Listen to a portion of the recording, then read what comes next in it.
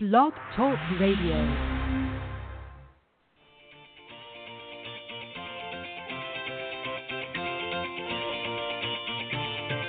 Good evening and welcome to Golf Talk Live. I'm your host, Ted Odorico, broadcasting live every Thursday, 6 to 8 p.m. Central from Panama City Beach, Florida, home of the world's most beautiful beaches.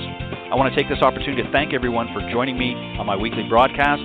Every week, I'll feature some of the best instructors, coaches, authors, and entrepreneurs in the golf business today. I begin with a great discussion on Coach's Corner, followed by an insightful interview with my special guest.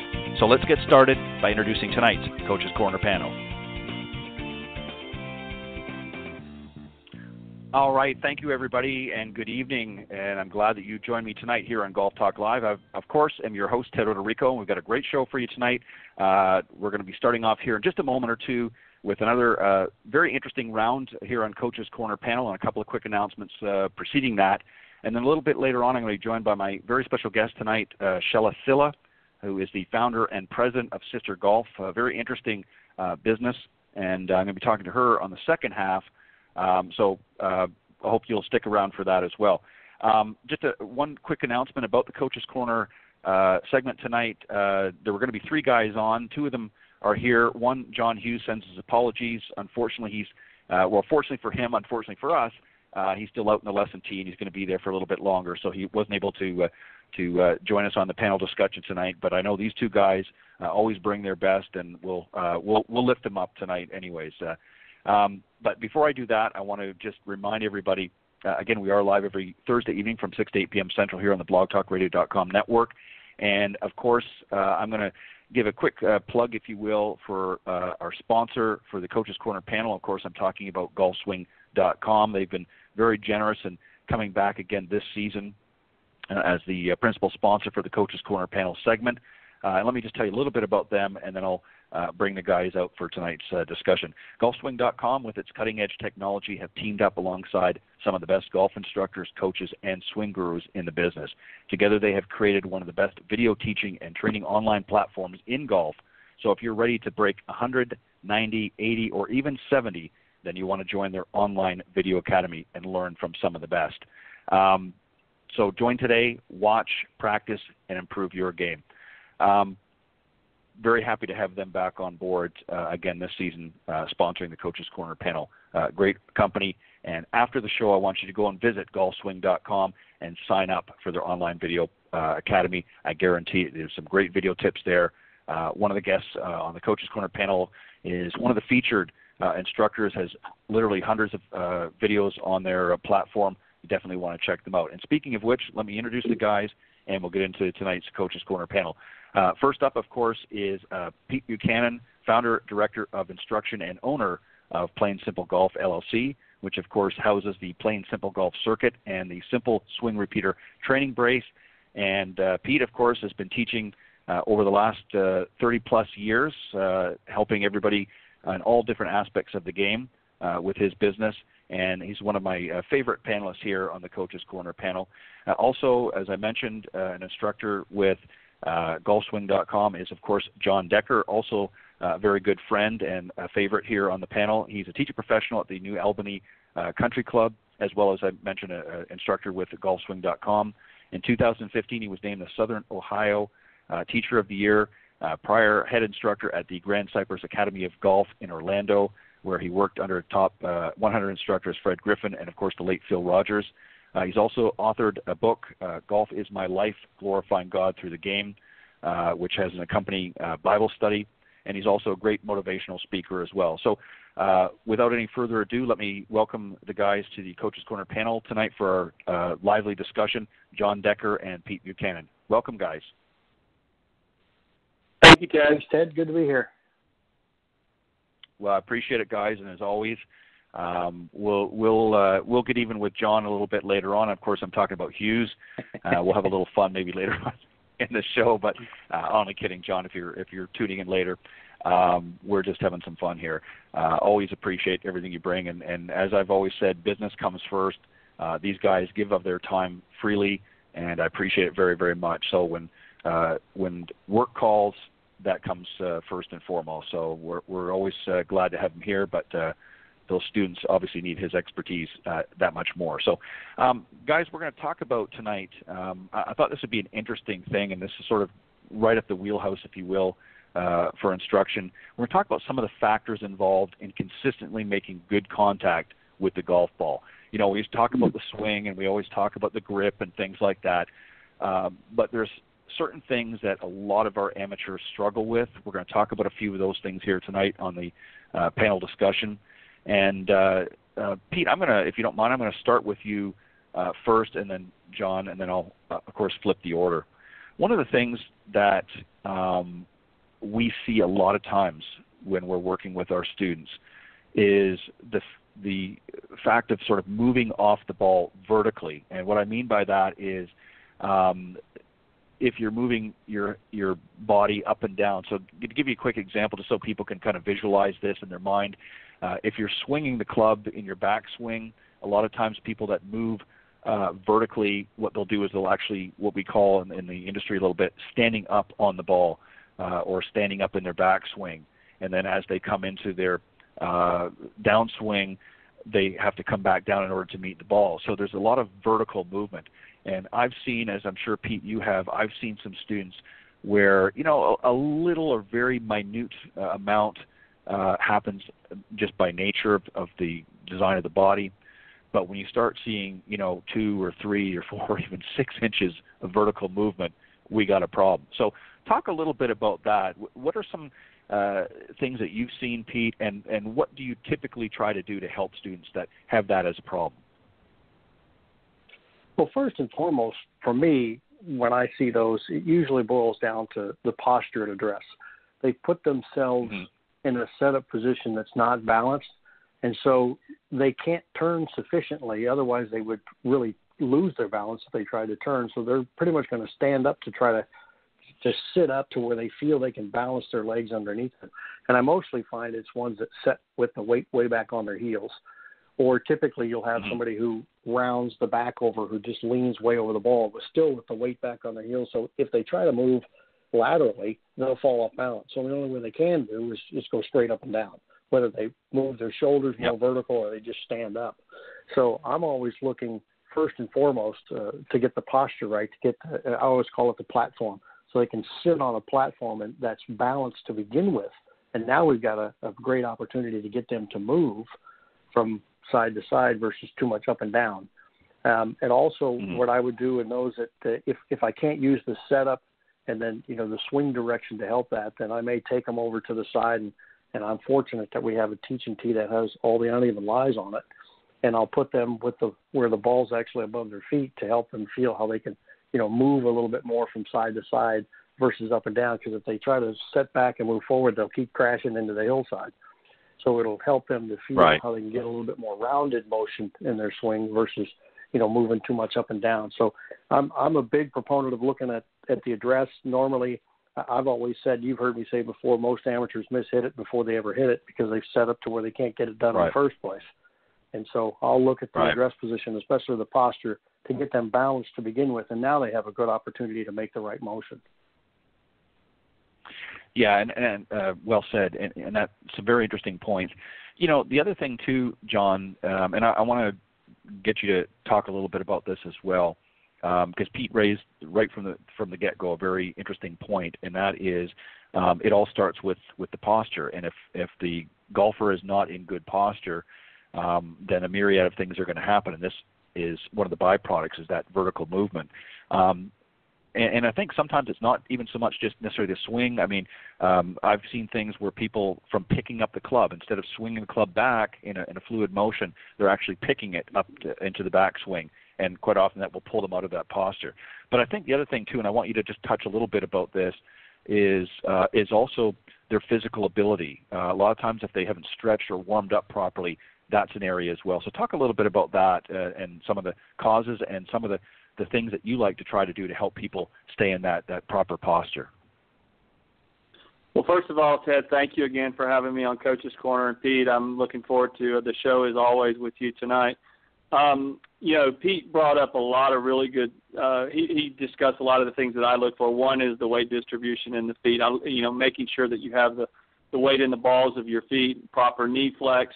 you have to have your lower body in a position where it's stable, where you're in an athletic position, so that as your upper body turns, your lower body can provide the support. Another thing that I would look at would be in the grip. But with that aside, looking at the physical issues, absolutely. If someone does not have the physical ability to make the proper turn, then they are going to lose their spine angle immediately. And so some drills that I try to do is, a lot of times when I get people in that position is I will give them a medicine ball. I'll give them something that's much heavier than a golf club and give them some weight. And I try to explain to them it's very much like pushing someone on a swing set. You want to make the club go back, like lower to the ground, make it go back. You don't need to make it go up. If you make it go back and your shoulders are turning, the club will go up without your head going up.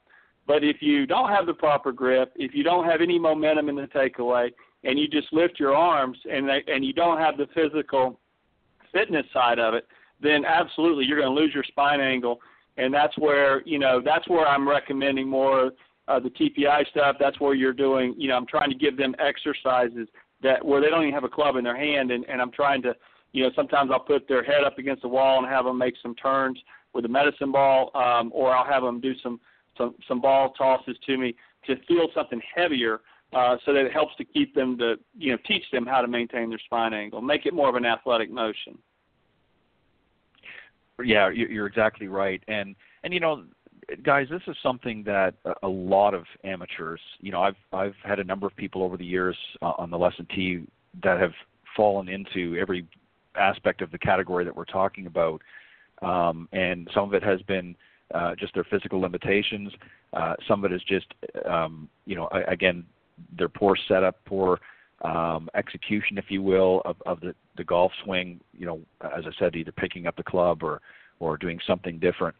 And a lot of times, it might be very subtle and a very easy fix, and then there's others that get so far out of posture. I taped somebody a couple of years ago, and I showed him on, and I actually measured it. I had a point in the distance when I was standing in front of him, and I measured it, and he moved his head 5.5 inches up. And I don't know how he did it, and he still managed to hit the ball, not very well, but he still managed to hit the ball. But, these are things that people just don't realize how important that posture is. But there's a lot of key components. We're going to talk about a few of them here in a minute, but, of maintaining that posture. But one of the things is obviously understanding and knowing your physical limitations. And if you're having issues, if you're not able to get into that position or maintain that position, because of physical issues, maybe your tightness in your back or your hamstrings and things like that, then as you suggested, there's exercises that you can do, specific exercises that are designed for golfers out there that will help. And definitely we want you to go and see somebody that specializes, a certified golf fitness instructor. Some pros may have that certification, others don't, but you definitely want to get with somebody on that. Well said, guys. John, take a deep breath, and I'm going to come back to you this time. And this is the opposite problem. It's not an issue so much up and down as it is a lateral swaying problem or lateral movement of the body. So if for the listeners out there, if you're having a swaying problem, moving your body laterally, you need to make sure you keep your back knee flexed and stationary. One of the things that we see a lot of times, John, is people sort of straightening up that back knee. And then obviously when they try to get back into that position, they do the old reverse pivot, if you will, and they sort of fall back when trying to make that change. So talk about some of the other things that you see with that, and what do you see as being not necessarily a cure, but a fix, if you will, for somebody that's having a swaying problem? Well, swaying problem, one of the first things that you want to check if you're swaying, and this is one of the most common things I see either head sway or hip sway. And if you sway back, then you have to sway through to hit the ball. One of the first things you want to make sure is you have the ball position in the correct spot, because if you play the ball too far back in your stance, you almost have to sway to get behind it. So that's an easy I shouldn't say an easy fix, but that's a first thing that I look for. And for the listeners out there, making sure that the ball is, I like to see the ball right inside of the left heel, because all you have to do is turn your shoulders and you're already behind the ball. There's not the players today, the modern golfers, they don't have a lot of lateral motion. Lateral motion will slow down your golf swing. I don't care if you are a tour player or a beginner. So the less lateral motion, there's a little bit of lateral motion, but the average golfer has too much. And then getting into making sure that you start your golf swing with your back and shoulders. And so that is really one, and specifically your shoulder blade. So I like to almost feel like my right shoulder blade, and I'm right-handed, I like to feel like my right shoulder blade is actually turning right in the initial part of my golf swing. And you're visualizing that turning around your spine. You don't want your spine to be going right or left a lot in the golf swing. Again, any of those movements, rights, lefts, that are excessive, they're going to slow down your golf swing, and that's going to cause you to lose distance. And the average golfer can't afford that. So you're exactly right.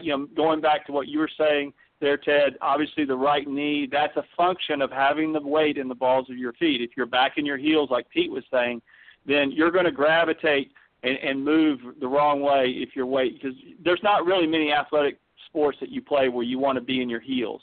So in the balls of the feet, in getting that stable foundation with your lower body is another thing that I make sure and really make sure that the student, is not doing. A lot of the women that I see will tend to sway more with their hips. A lot of the men will tend to kind of go more up and down from what I've seen. Now, obviously, those are general statements, and they can be, can go both ways on that. But there's a lot of reasons why, but I always try to start at the ground and work my way up. So get the ball position first, make sure your weight's in the balls of your feet, the knee flex, and then work on that turn, that initial turn, and that should help a lot with the overall sway. Yeah, and great points. Thank you. Something that's very interesting, getting in that sort of athletic position is something I can remember even in other sports. When I played football for a little while and that sort of thing, I remember we would get into that athletic position, and the coach a lot of times would come up behind everybody in the line, and he would push you, just give you a tap. And he could always tell if somebody was too far on their heels or too far forward on their toes, because they would immediately lose balance. And he would not have to do that very hard. So it's the same thing in golf. I mean, if you think about it, obviously you're not going to have, you're not going to be able to do that to yourself. But having that sensation, feeling, where you are, where your balance point is critical. And this is why it's important to work with your teacher professional or coach, depending on the level of play. Having that other extra set of eyes and getting the proper training. A lot of people just go out and they focus their golf lesson on the wrong really part of the game, and they're looking sort of for that quick fix, and there is no quick fix. If you want to become a better, more accomplished player, you're going to have to put the time and the effort into it. And Pete, I know that one of the things that you're a big proponent of is obviously working on the short game, and I think really dialing in and focusing on a short game can also help with the full swing and alleviating some of that swaying. So talk a little bit about that. What are some things that you like to do to help some of your students, get away from that swaying? Well, just going back to the same point, with talking about the posture. I mean, I'll always stand in front of them, and I'll put my first finger on each shoulder, and I can push them over backwards because they're sitting on their heels. They don't have any room to hold against the grain because of where they are. And I do like to take a lot of the short shots because I think in the short game you can slow them down a lot. I like to take them and hit 30, 40-yard pitch shots and get them moving in small increments so that we can move the balance along a little bit at a time. And, to me, the first 3 feet that the club moves away from the ball, you should have pretty much a lot of stuff done for where the body position and the backswing is going to be. If you move in that first 3 feet pretty well, the rest of it's pretty simple. If you don't get the first 3 feet right, everything from there is compensation. So it's really about getting a good foundation for them to sit on with the address, and then, as you said, move them a little bit at a time. It's amazing. I'll have somebody who's hitting full shots, and I'll stop them for a little bit, and I'll say, come on, I want you to hit these pitches just to the end of the tee box. I said, that's only 30 yards. I said, just humor me for a minute. There's a method to my madness here. Let's do this. And I'll have them hit a dozen pitch shots, and then I'll hand them a 6-iron. I'll say, hit me a full one, and immediately they hit it solid right within. They're like, wait a minute, what'd you just do? So then I just explained to them, here's the reason why. And I think that goes back to the beginning too. One of the first questions I always like to ask them is, what are you trying to do?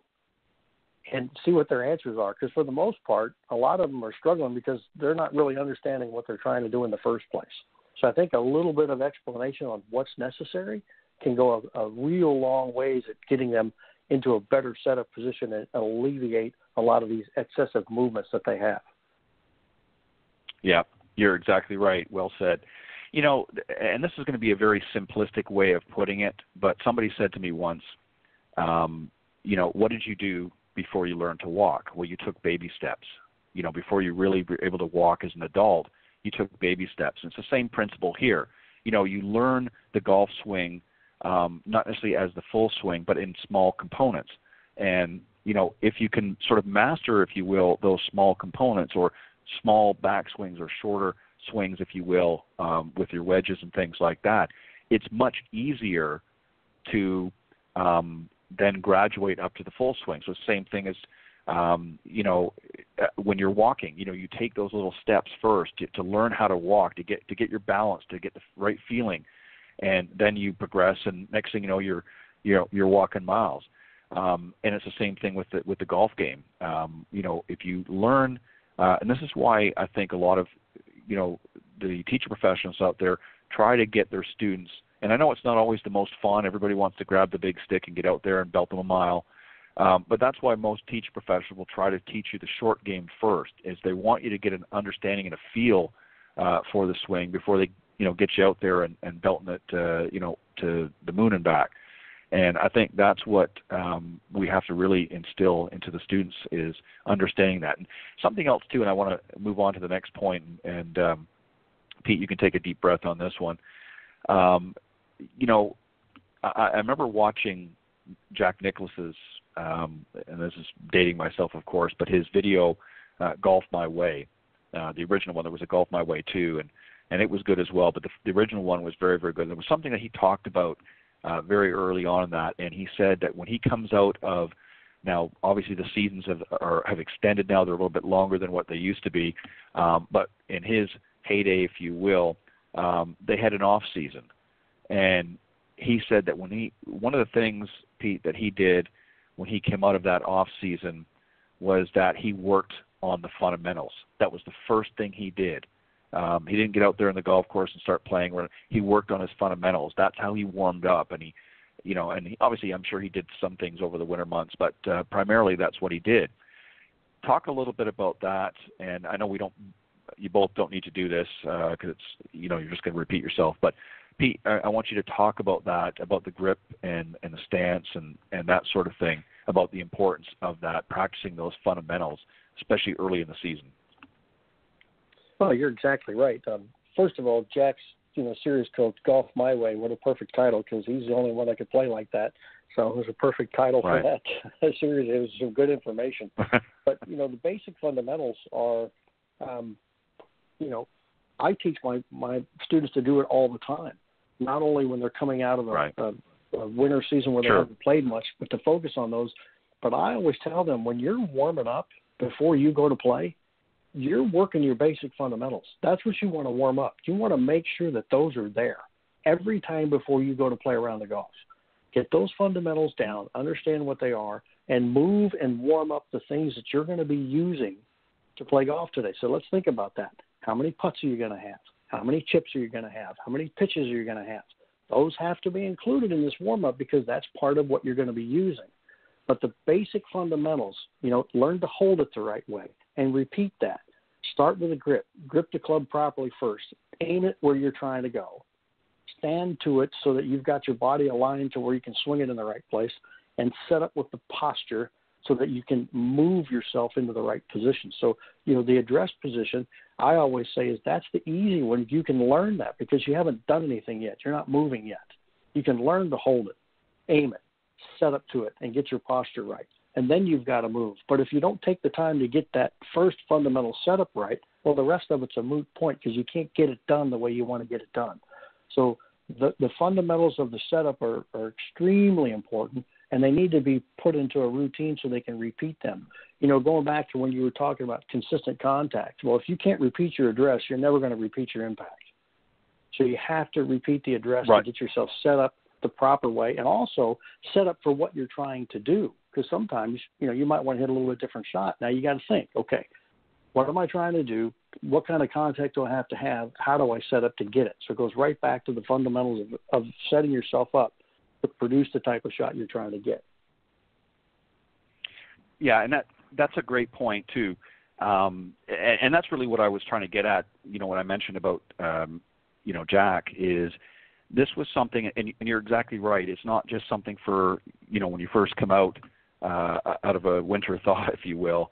This is something you need to do all the time. And what people don't realize, and it's amazing, you know, especially if you're not somebody that plays a lot of golf, maybe you're only playing, you know, if you're playing weekly, it's a little bit different, you know, because you're still sort of maintaining that feel a little bit.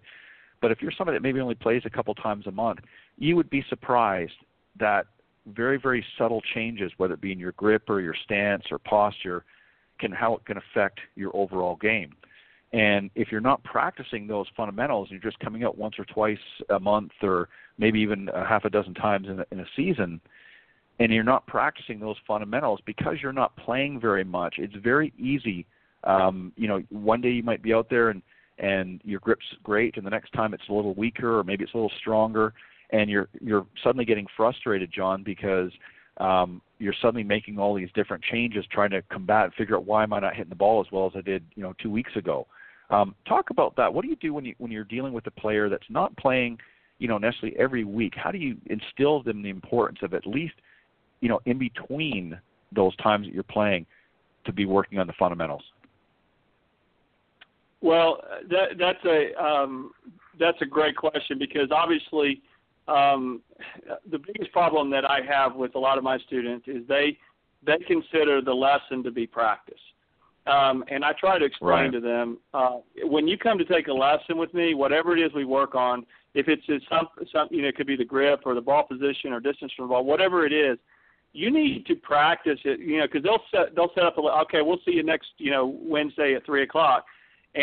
But between now and next Wednesday, you need to come to the golf course or the driving range and work on this and put in the time outside of it. I mean, the best place to work on your fundamentals of your setup is in your living room or in your family room, where you can't actually hit a ball, because if you're at a driving range, that temptation, those balls are there, and you may have paid for those balls and you're ready to hit them. But if you're in your living room, you're obviously not going to be hitting balls. And you can lay clubs down on the ground. You can work on your grip. You can stand in front of a mirror. I mean, I can't tell you how many times I've been in front of a mirror working on my setup and my takeaway, and I never hit a ball. So I think that those are ways. You know, now that we're in the season. Obviously, the weather's nice. The Masters is going on, so it's a great time. You know, I think those are important keys. And can I tell a quick story about, because you were mentioning Jack Nicklaus, about what Phil Rogers told me about Jack Nicklaus, and it'll be really quick. But when in 1980, Jack was in his early 40s, and he called Phil up and he said, "Phil, I want to fly you to Palm Beach. I need to work on my short game." And so Phil flew down there, and he was only going to go there for 2 days. He ended up staying 2 weeks, and all they worked on was his short game. Worked on putting, chipping, bunker, and pitching. And that year, Nicklaus won the U.S. Open and the PGA Championship, and he, to this day, says that it was the time that he spent with Phil Rogers, because he was at a point in his career when he knew he wasn't going to dominate golf courses, that he had to have a short game to fall back on. To the listeners out there, do not neglect your short game. While you're taking full swing lessons, do not neglect your putting and your chipping and bunker and pitching, because you're going to need that to hold yourself in, especially early on in the season. Yeah, you're exactly right.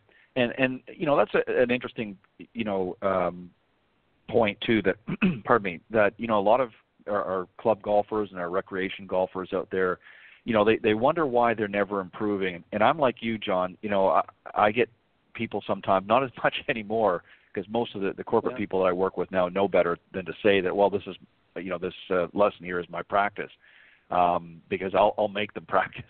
I'll make them work that hour or whatever it happens to be, that they'll regret it, and they'll be wishing that they had waited a week to go out to the range or something. But, the idea is that you've got to be able to, no matter what it is that you learn in life, whether it be, your golf game or something for work, a project you're working on, a new skill set, you have to put time in to learn that.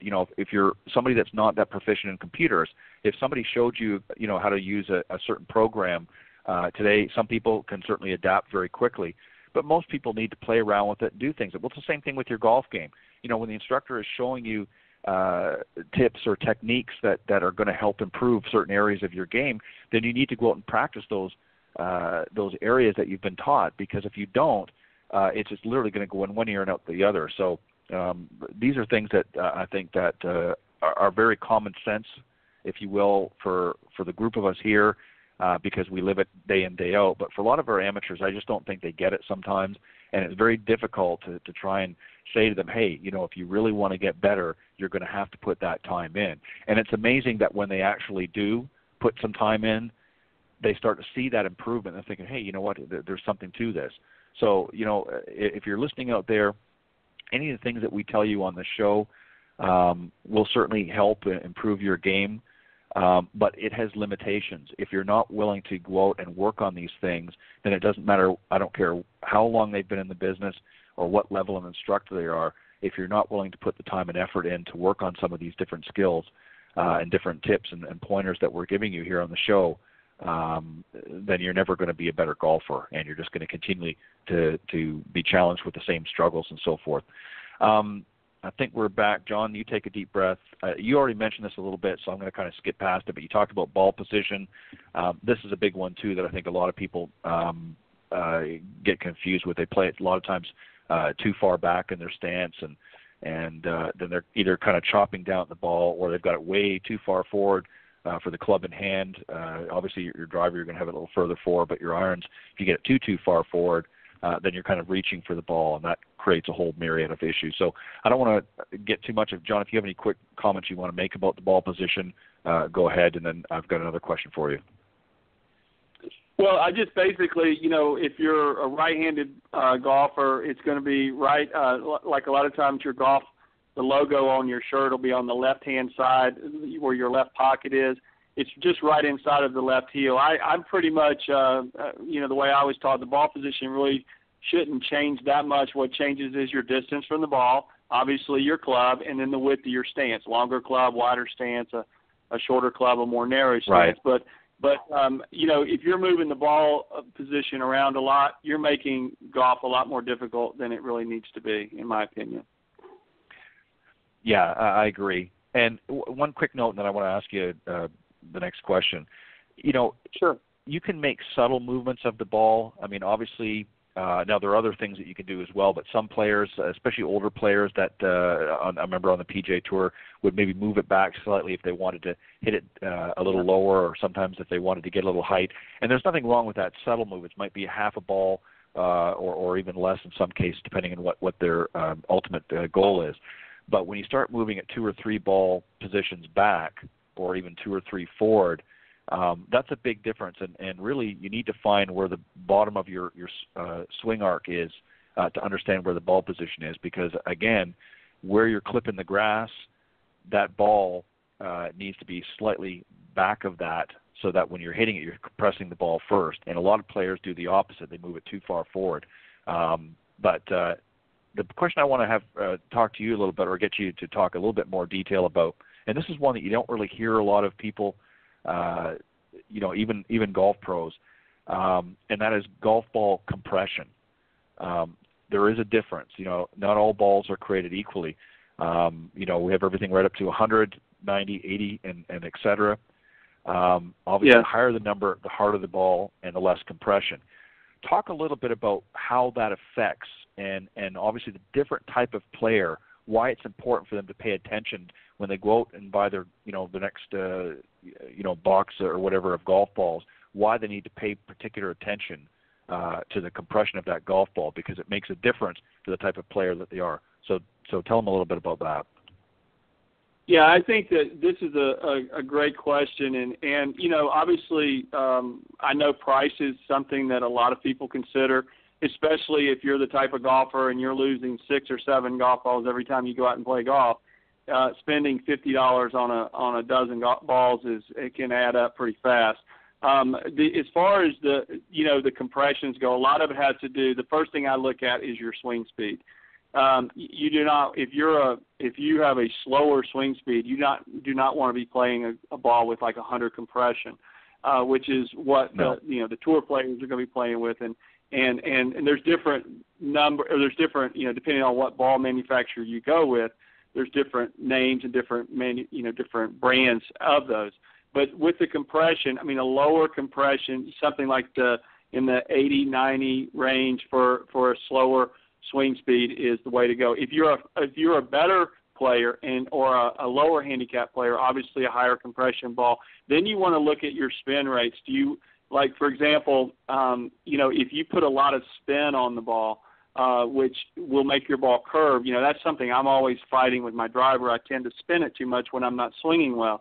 So I like to have a lower, I like to have a ball that's a higher number compression but the lower spin rate. So those are things that you can, the best thing that I would tell you to do as far as is picking out balls is to go to your local club professional or your teacher and talk to them about that. And I think it's very important for the listeners out there to be consistent with the golf ball that you play. If you're playing a Pinnacle on one hole and you're playing a Titleist Pro V1X on the next hole and you're playing a Bridgestone on the next hole, you have no chance of ever having any consistency in your short game.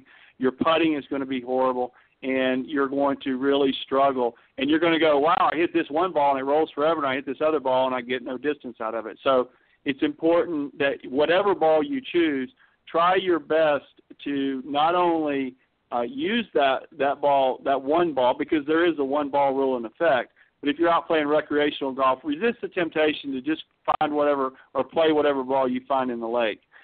Try to be consistent with what you play.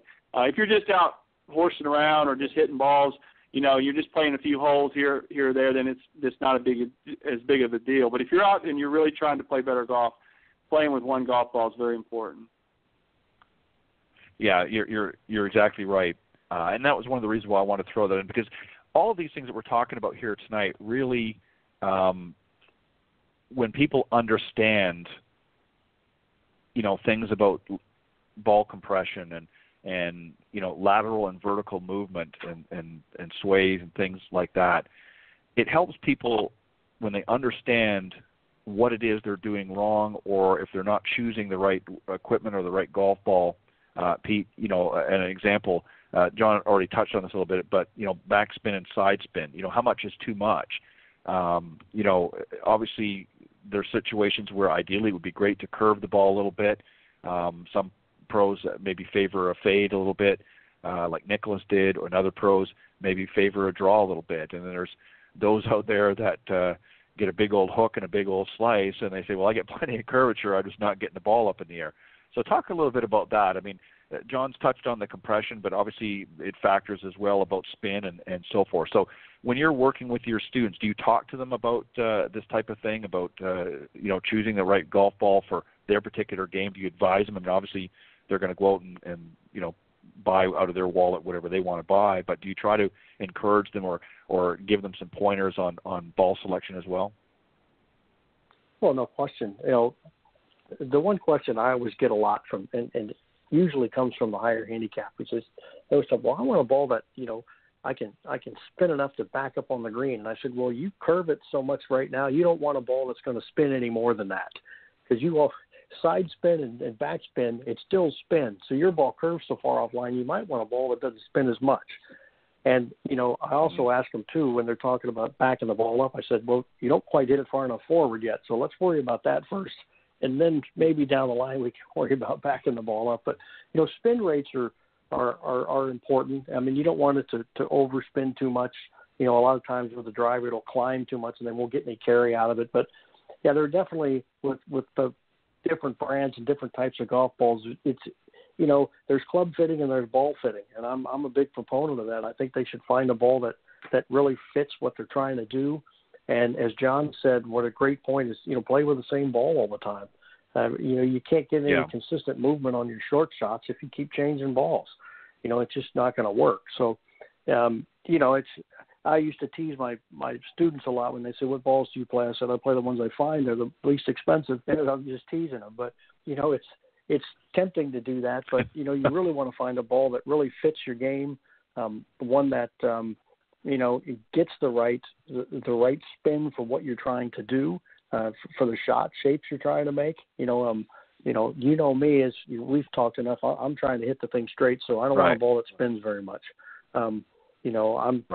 I like to take the quickest way between 2 points and on a straight line. So, I think it's, for me, when I was growing up as a kid, when you had all the old baladas, that if you didn't pull it out of the box, you might cut it. The covers are so soft. I couldn't keep those on the greens, so I could never play them. I used to play the old Titleist DT because it would stay there. So, you have to find a ball that fits what you're trying to do. And it's really important. The pros do. They all have a ball that fits exactly to what they're trying to do. And, with the inconsistencies of an amateur, it's really important that they find a ball that really fits their game. And it's, talk to the pro. If you don't have a pro and it's just, that you work with consistently, there's always ways to find, you can even find a rep in the area and you can really get some good information on golf balls and get some that really fits your game.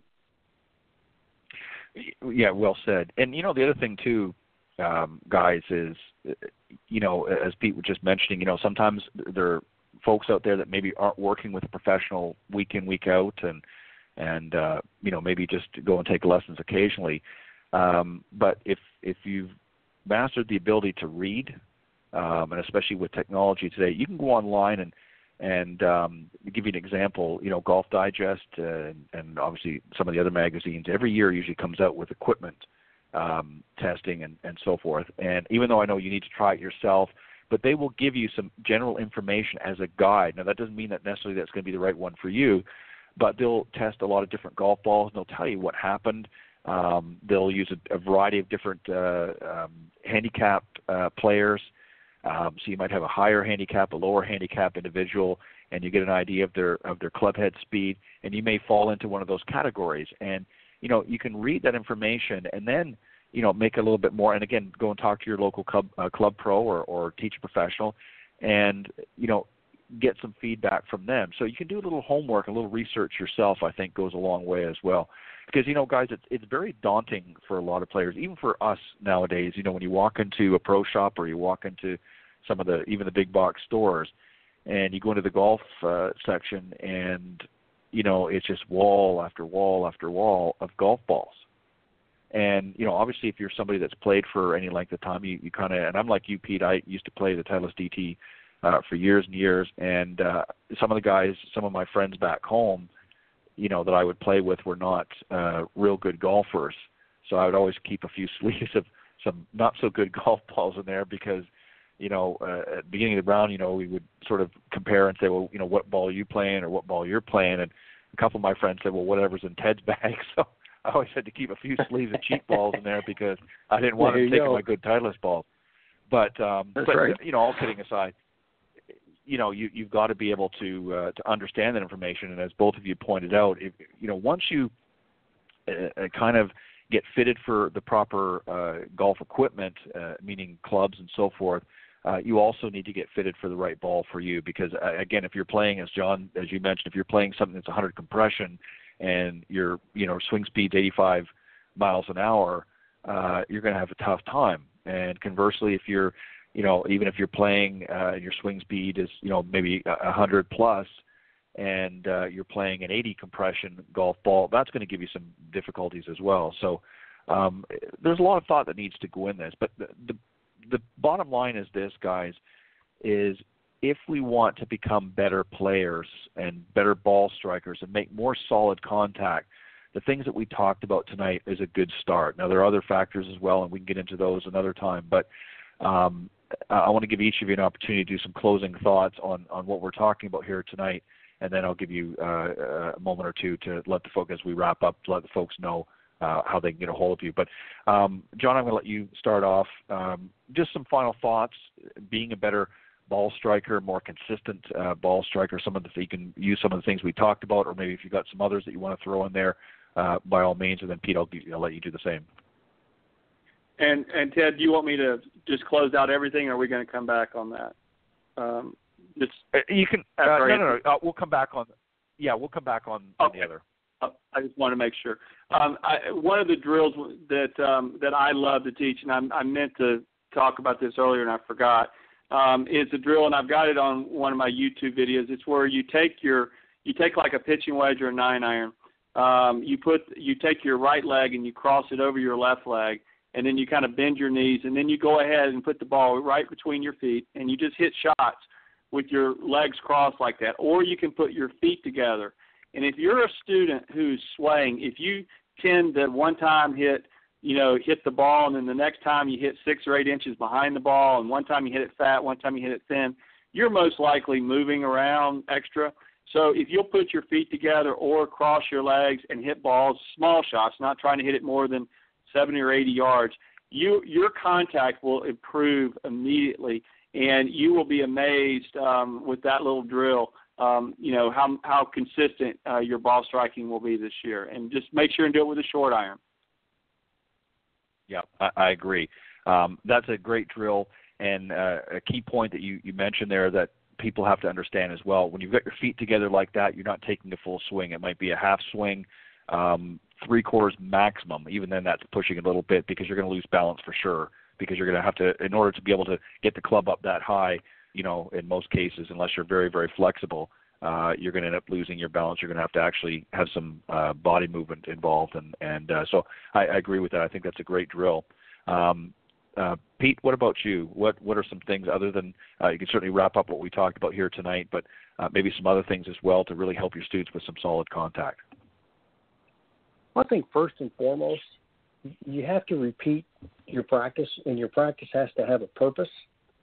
And, it's really important, as John said, if your instructor gives you some things to do, do them.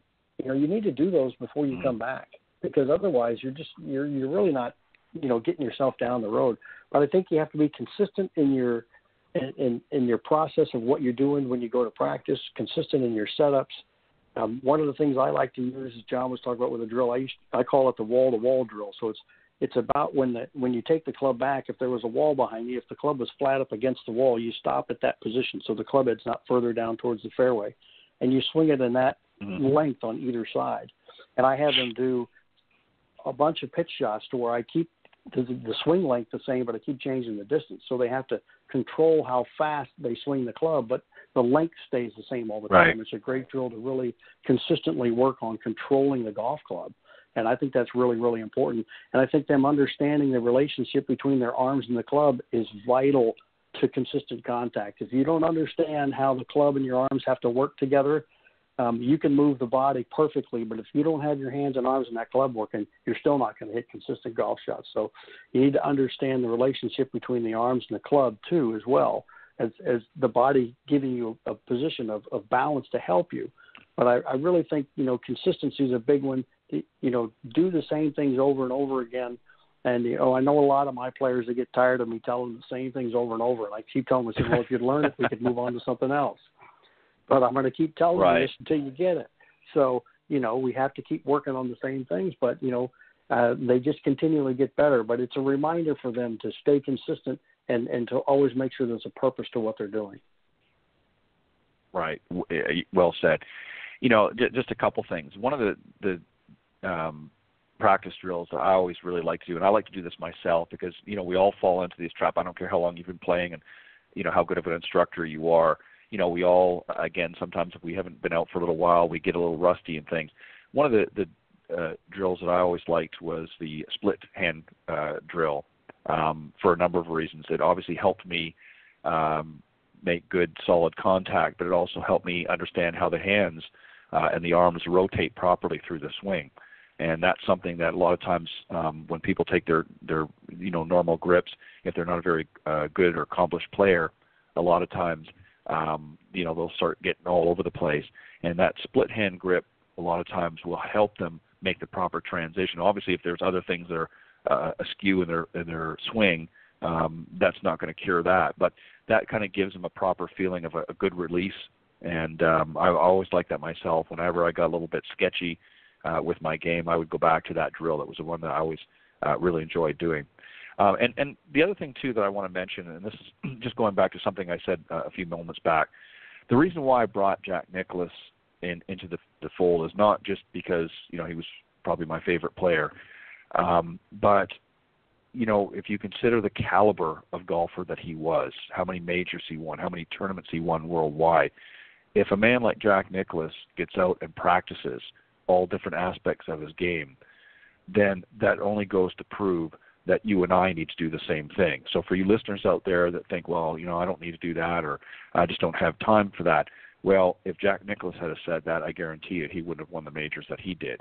So if you want to be a better player, take the tips that we're giving you here on the show, not just tonight, but in other panel discussions and other discussions that we have from time to time, and get out there and work on that, and definitely get out and connect with your local golf professional, golf teacher, golf coach, again, depending on what you're working on, and get them to help you with your game. But if you're going to do that, if you're going to make the time and investment of money, then you also need to invest the time to get out and practice the things that you're being taught, because otherwise you're wasting not only your own time, but you're wasting our time as well. And I say that respectfully, but the truth of the matter is that is the truth. If you're not going to practice, then there's no point in coming and taking lessons, because you're just wasting time. Guys, thank you as always. Very interesting discussion tonight. And I appreciate all of your thoughts and input as always. Pete, I'm going to let you go first. Just let the folks know how they can get a hold of you if they want to ask any questions, or if they want to reach out, maybe connect with you and see if you can help them with their game. Well, first, Ted, thanks again for having me on. And, John, it's always a pleasure to be on with you and chat with you in these segments. It's a great time.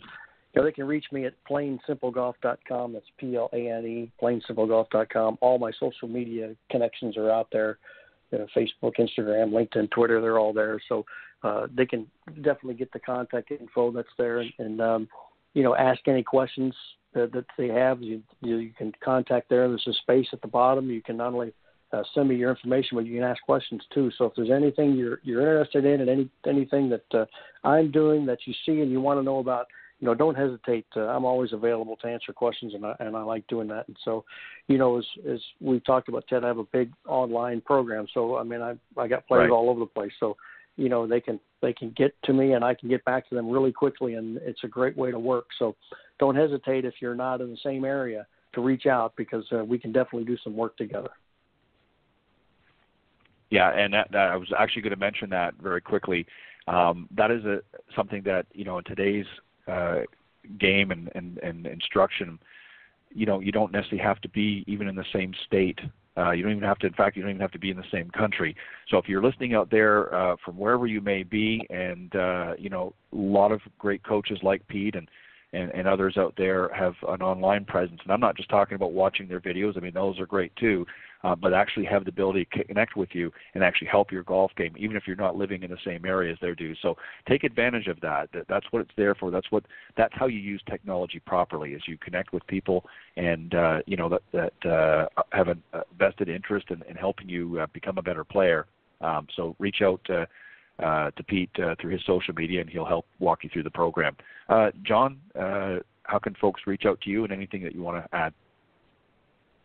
Well, again, thank you, Ted, for having me on the show. It's I've really enjoyed it, and Pete, as always, I enjoy being with you, and I really appreciate your helping me, because I had some questions with you. We talked about the online instruction. That's something I'm doing as well, but I'm really excited to announce I'm going to be partnering with Dr. Angelica Napolitano, who was on your show a couple weeks ago. Ted, on April 23rd, we're going to be starting a podcast called the Golf Swing RX Podcast, and it's we're calling it the prescription for your game. And she's a doctor of physical therapy, so she's going to talk about the the aches and pains and the movements of the body and everything, and I'll be talking about the golf swing side. So I'll be. So I think it's going to pair up. I'm really looking forward to that. And Ted, we're hoping to have you and Pete as well on the show as well.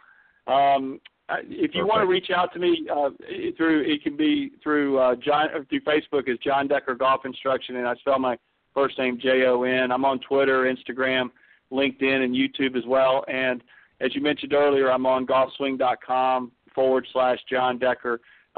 If you go on golfswing.com, you can see my videos. I have about 300 videos on that. My book, Golf is My Life, Glorifying God Through the Game, is available on Amazon or Barnes & Noble website. And if you live in North Carolina, I am going to be speaking in Pinehurst at the Southern Pines First Baptist Church on May the 1st, and on May the 2nd, I'm going to be speaking at the Benson Baptist Church for the mayoral breakfast that morning. So I'd love to meet you if you're in that area. Perfect. Well, guys, as always, again, I want to thank you both for taking time tonight.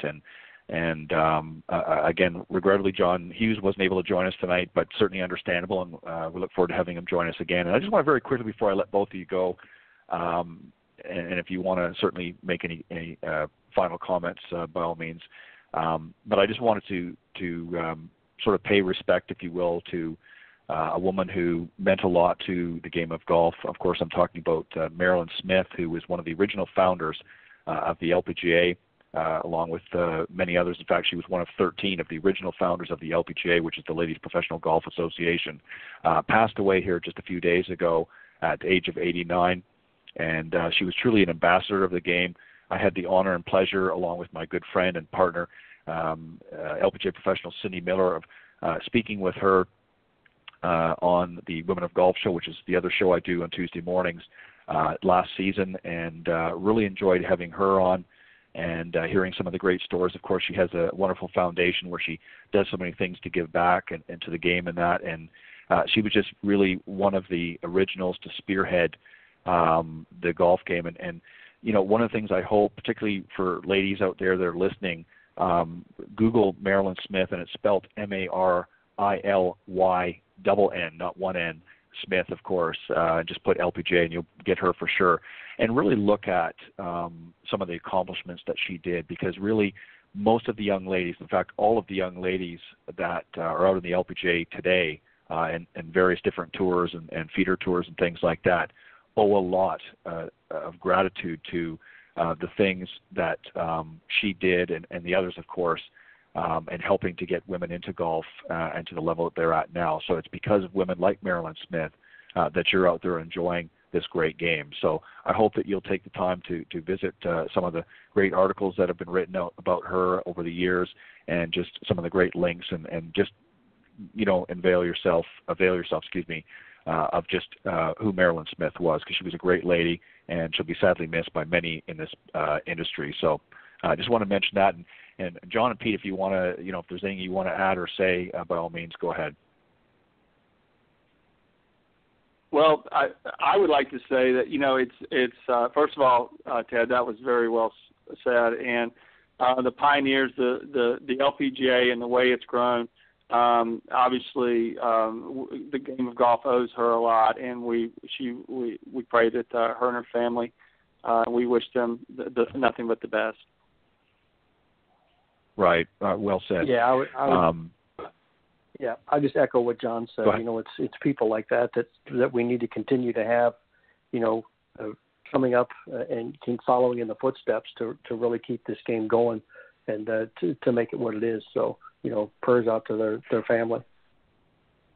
Yeah, we're going to talk, Cindy and I are going to talk a little bit about it on Tuesday. Obviously, we have some guests that are going to be on the show, but I wanted to mention a little bit more, obviously, because it's the women's program. But, you know, I really want the young ladies that listen to the show particularly to really understand, because, the sad part, you know, of many of the generations coming up is they're not really as diligent in sort of researching. I mean, everybody obviously hears of Tiger and some of the younger players that are out there now, but they don't really, and they forget some of the pioneers that really fostered and developed these golf tours, like Marilyn Smith and Shirley Spork and Babes Harris and all kinds of other great golfers that many people wouldn't know who they were unless they're in the golf business. And I just really, want to pay my respects, if you will, by giving them that recognition, because because if it wasn't for people like Marilyn Smith, we all really wouldn't be here enjoying this great game, because they made a lot of sacrifices, and particularly for the ladies in developing that tour. And they did a phenomenal job. Guys, thank you as always. Again, I appreciate it, and I look forward to you joining me again next time on the Coach's Corner. Thank you. Thanks, Ted. Appreciate it. Thanks, John. All right. Thanks. All right. Good night, guys. Good night. All right. That was my very special guest panelists, Pete Buchanan and John Decker. I want to thank both of them for joining me tonight on the Coach's Corner panel. And just before I bring up my special guest, I'm going to tell you a little bit about her in a second. But I just want to remind everybody, of course, that we have a great sponsor of the Coach's Corner panel, golfswing.com, which we mentioned earlier on. And here's just a quick word from them, and then I'll introduce my next guest. Are you finally ready to improve your golf game? Golfswing.com is changing the way golfers learn online. With the largest collection of golf training programs and drills on the planet, Golfswing.com can help you improve every part of your game. Whether you want to gain more distance, hit it closer, or just sink more putts, Golfswing.com's staff of world-class coaches can help you gain the results you need. Watch unlimited videos on any device from anywhere in the world and start playing better, scoring lower, having more fun, and saving money. Get your fix on demand at Golfswing.com. All right. Again, after the show, go visit golfswing.com and check out their great online video academy. And join. You can subscribe to their website and get access, as John mentioned, who was on just a moment ago. He's got over 300 videos now on there, and there's many, many other great instructors from literally all over the place, top PGA guys and that are out there helping folks like you out there become better golfers. So make sure you check out golfswing.com. I'm very excited tonight to have this evening's my very special guest on the show for a couple of reasons. I'm going to tell you about that in just a moment. But first, let me just tell you a little bit about her, and then I'm going to introduce her officially and bring her onto the show. Her name is Shella Sylla. She's the founder and president of SisterGolf. And she was a former banking executive with nearly 20 years of experience in the financial services industry. Shella has worked in the areas of corporate banking, commercial real estate finance, and wealth management. And during her tenure in banking, she worked for various institutions, including Union Planners, Bank Now Regions, where she was a repeat member of the $1 Million Club. And as a result, Shella was a wealth of knowledge on the tools needed to succeed in what traditionally has been a male-dominated corporate America culture. SisterGolf provides professional development training through speaking engagements and interactive introduction to business golf workshops. These programs are designed to provide men and women with a basic understanding of the game of golf so they can join the conversation at work and leverage the sport to achieve business development and career advancement goals. In 2015, SisterGolf was recognized as the winner in the Women or Minority-Owned Emerging Business category of the Birmingham Business Alliance's Small Business Awards. And she's appeared on many, many shows as well as in multiple magazines. We'll talk a little bit about that as we go. But I want to welcome my very special guest, Shella Sylla. Good evening, Shella. Welcome. Good evening. Happy to be on. Well, I appreciate it very much. What's very interesting, and as I was saying in the sort of the lead-in here, what's obviously most of the folks that I have on the show obviously are traditionally in the golf business, whether they're a golf instructor, coach, or an entrepreneur, if you will, in particularly in the golf business. But what's really unique about your story is that you were in a completely different industry, but you recognized the power, if you will, and how important golf plays or can play in your business life. But before we get into some of that, what I want you to do is talk about a little bit of how you actually got introduced into golf. Okay, sure. I will tell you that I did not play golf in high school. I did not play golf in college. In fact, whenever I would see golf on TV, I would quickly change the channel because I thought it was extremely boring. But so it's interesting how I did get introduced to the sport and how I became a really good advocate of it. And it's part of my story because early on in my banking career, before I was even in any type of a client-facing role, I was working back office and as a credit analyst. And just about every Monday, the guys in my group would come in and they would have this golf conversation about what they did over the weekend, you know, how well they played, or if they watched a tournament on TV, who was leading. And it was interesting to me that myself and the other ladies in the office could never quite break into those conversations or be a part of those conversations because it kind of went over our head and we really didn't know anything about the sport. And I remember quite vividly on one specific occasion where I asked one of the guys, I said, you know, I have a question. Why is it that the scores on golf go backwards instead of forwards? Why is that, you know, in order for you to do well, you have to have a lower score than the highest score? And they just kind of gave me this blank stare. No one answered my question, and they continued with their conversation. And I just felt so embarrassed and left out. And I, you know, quietly, you know, took a couple of steps back and just turned around and went to talk to the other ladies. So that kind of was the beginning where my interest was piqued into what is this thing that's such a catalyst that draws the guys together, that they have this camaraderie around, that they're so excited about, that they talk about every Monday morning and throughout the week, that we as ladies are left out of. So that's where it kind of began, and it evolved once I got promoted, and I did get into a client-facing role when I was a lender, and I was actually tasked with going out and bringing business into the bank, which they tell you. Right. You know, they put you through a number of sales training courses. They train you on all of the bank's various products and services, and you feel like, hey, you're completely equipped to go out and meet the expectations that they set before you.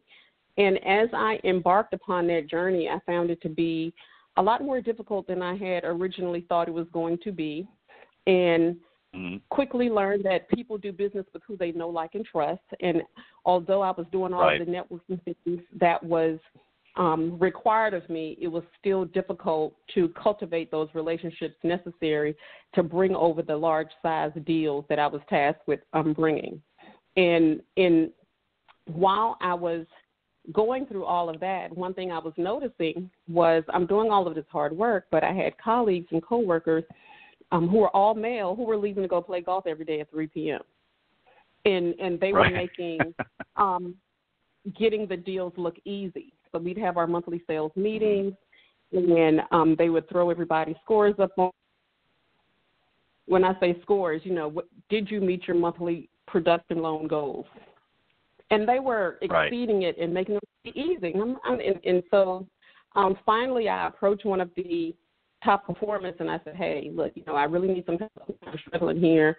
What can I do to improve my numbers? And he said to me, well, you should come play golf with us. And I, at that point, did not see the connection at all. And but I felt like if it was something that could help me, maybe it was something that I should try. So at that moment is when I decided to go ahead and start maybe considering taking lessons. And I grabbed a couple of girlfriends who had no interest in sport whatsoever and were in a completely different industry to take lessons with me, and started taking lessons and actually ended up liking it. So that's how I got started. And that wasn't, I was well into my career in adult. The very first time I picked up a golf club. Now, how many, very quickly, no. I hope that answered your question. No, yes. No, that was perfect, Shella. How long ago was that approximately? How long ago was that? That was back in, I want to say maybe 2001 or 2. Okay, so that's quite a while ago. Quite a few years then. Yeah, so that's what I mean. So you've you've had an opportunity now. You were introduced to it back in the early 2000s, and here we are almost approaching 2020, and so you've got somewhere around 18, almost 19 years that you've been exposed to the game, and we're going to talk about some of the benefits in that in a minute. The reason why I wanted to get a kind of a little bit of a backstory is because obviously I did my research. I know that you didn't play, didn't grow up playing golf and things like that. That was not something that you had a lot of exposure to earlier on, and a lot of people don't. And it isn't until later on, and particularly women in the business place are, as you pointed out very eloquently, are kind of left behind. The guys come in, like you say, after the weekend, they've maybe played with their friends, or maybe they entertained some clients on the golf course, and a lot of the girls, or even in the corporate events, a lot of times the girls are sort of stuck on the side, accepting, the people coming to play, but they don't get to play themselves. And, or they're making up the prizes or, gift bags and things like that, and they're kind of left out of the process. And, Exactly. I'm a big proponent. Yeah. And I'm a big proponent of women, especially entrepreneurs, but business women, executives and that, being introduced to golf, because, I remember, and I'm going to tell you this very quickly, and then because I don't want to make this about me tonight. My sister, who unfortunately is no longer with us, I remember years and years ago, she, I've played golf since I was knee-high to a grasshopper. She could never understand, and she was like yourself, a bank executive, and never understand the benefits of playing golf, and used to criticize, this being the week of the Masters. In fact, tonight was the first day of the Masters tournament in Augusta, Georgia. Yes. I was watching the Masters tournament, and she just said, I don't get it. I don't get chasing the stupid little white ball and blah, blah, blah, blah. And long story short, I said, have you ever played? She said, no. I said, have you ever gone to the driving range? No. I said, well, then go and do that and at least give it a try. And if you don't like it, then you've got the right to criticize. And she did, and much like yourself, she understood the benefits and got, bit by the proverbial golf bug. And until the day she passed, she was able to play. And the reason why I want to say that is there's a lot of women that are very intimidated because it is still very new, even though the LPGA Tour and many of the other women's tours out there have done great. But that's at a pro elite level.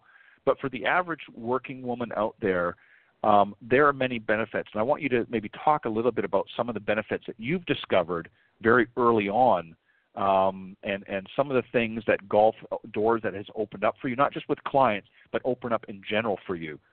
So talk a little bit about that. When you first, back in 2000, 2001, whatever, and you first learned and took some lessons, you went and did what? You went and took a few lessons and then started to play, or how did it proceed from there? Well, I took a few lessons, and like I said, I found that I really enjoyed it. So to your point, I feel like until you try it, you can't knock it. And I encourage people to at least get out there and try it first.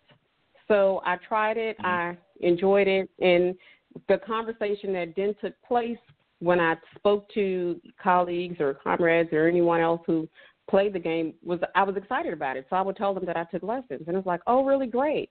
And so now instantly you find a point of commonality with people who you otherwise would not have that common interest with, that are a lot more interested in talking to you just over that one little thing.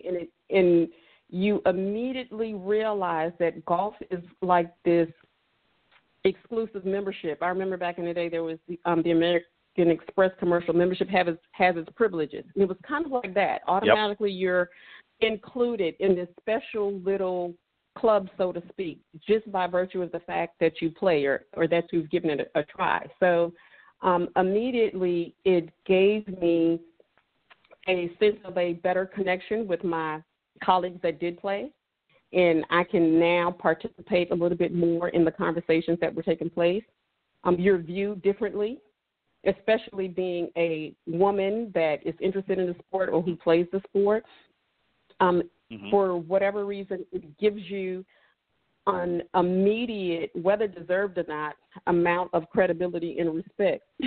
So I found that quite interesting. So it's like immediately your respect level goes up just by virtue of the fact that you can speak it intelligently, that you understand and that you're brave enough, I guess, to stand toe-to-toe with the guys out there or with anybody else out there. So that was some of the immediate results that I got just from going out and taking a few lessons. And from there, because I was a bank executive, when you work for a large company like that, they're going to sponsor anywhere from 3 to 12 tournaments a year, just depending on the size of the organization, because there's always going to be a local charity, a local chamber event, or someone that wants to that is putting on a tournament, and they're going to look for sponsorships. And the minute they ask for sponsorships and your company agrees, they're going to need players, and they put it out to the employees. And what happens is the guys all volunteer, and most of the time it's the women abstain because the women feel, like you said, intimidated. And they're like, well, I don't know that, and I'm not going to go out and embarrass myself, so I don't want to play. Well, for me, the next time an opportunity presented itself, one of my colleagues said, well, Shella, you should join us. And, of course, I did not feel like I was ready. And I was like, guys, I only took 2 lessons. I'm not ready. I'm like, no, just come. And really that was a turning point for me, because when I accepted the invitation and I did go out and play, first thing I noticed was the playing field. There was 100 guys and me. So I'm the only female out there. And while most people would feel totally like a fish out of water, and I did feel a little bit nervous about it, I realized it was actually a plus, but because I stood out, everyone wanted to know, well, who is that? So people are going to naturally come over and talk to you. And I had people coming up to me, hey, what do you do? Who are you? And conversations ensued where I was able to network and connect with people and create relationships that ended up leading to me being able to actually achieve success from a business standpoint. So that actually led to a couple of really good referral contacts, one being a CPA that was able to refer me deals, which was instrumental in me being able to become a member of the $1 Million Club at the bank at the time. So I would say to the women who feel intimidated and fearful that the fear comes from not knowing. And the biggest thing that women are afraid of is thinking that I'm going to go out there and all of the guys are going to be amazing, and I'm going to suck and I'm not going to be able to perform well. But what they don't know is most of the guys suck is what they don't know. And no one tells them the secret. And it's a documented fact, and there's statistics to prove it. In fact, you're in the golf world. You know that 95% of all golfers never break 100. So you know. That's right. Like I know. Yep, that's exactly. That most of them just go out there and hack it up and have a good time and reap the benefits of the relationship. So what I tell women is the reason why they have that perception is because men are great storytellers. So when they come back from the golf course, it's all about that 250-foot putt that happened to drop because the golf gods whispered in their ear that day and they got lucky. Or, that one drive that managed to stay in the fairway and it was a, 280-yard drive, but they don't hear about the 100 other strokes where the ball ended up in the water or, in the woods, or the ball went backwards, or it just dropped right off the tee next to their foot. They don't hear any of those stories where the guys are laughing and drinking and having a good time and, just taking it in stride. So the perception that they walk away with is that all the guys are these amazing golf players, or they played in high school and, they were amateur champion or, those are exceptions to the rule. But the average guy is just like the average girl. They have a family. They have responsibilities. Yep. They're not playing every day. They're not playing every weekend. They're maybe playing a few times a year when there's a company-sponsored event. So they can that's one fear that they can drop or they can let go of. Yeah. Is the fear that I'm not good enough. And that's the number one fear that keeps most women away from it. Right. You're exactly right. Well said. And I just want to add to that as well. In your analogy of men, I can, obviously I'm a golf professional. I've been in for a long, long time, and I have my ups and downs as well, like anybody else does. But the truth of the matter is, there's a lot of truth to what you just said, because most of these guys that are going out in the corporate world, they're doing it for it's the camaraderie, it's the exchange of ideas. It's an opportunity for them.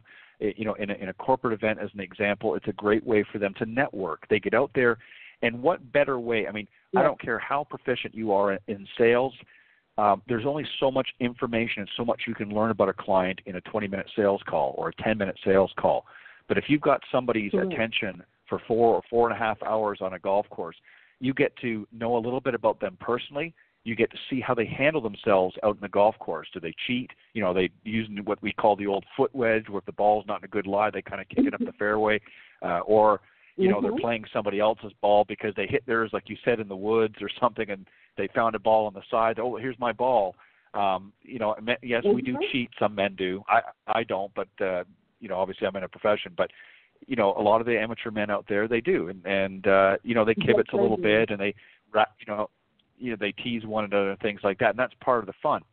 But for women, I think you're right. It's a social thing. Women are much better social creatures than men are, and I think what happens is, again, much like your situation where you went out there the very first time or two, and you were one of 100 people, and you were the only woman there. It was very intimidating and very daunting, and that's what, like you said, a lot of women out of fear don't take that first step.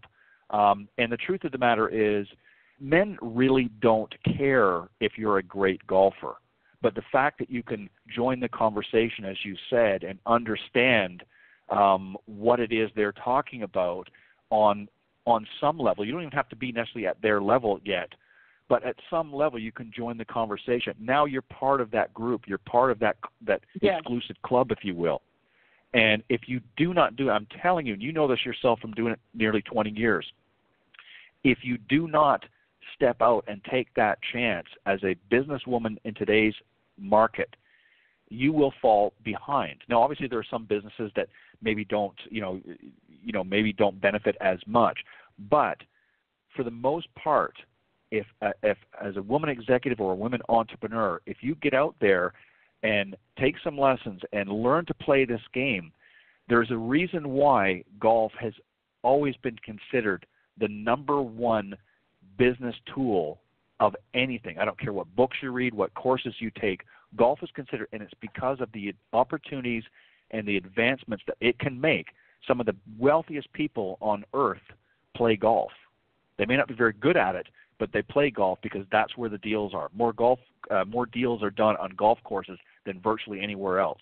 And it's because it's a way for people to network, and it's a way for people to get to know one another, other than, like I said, in a short phone call or a one-on-one meeting that you might only have 10 or 20 minutes to meet with them. So some great points that you made, and I just wanted to mention that as well.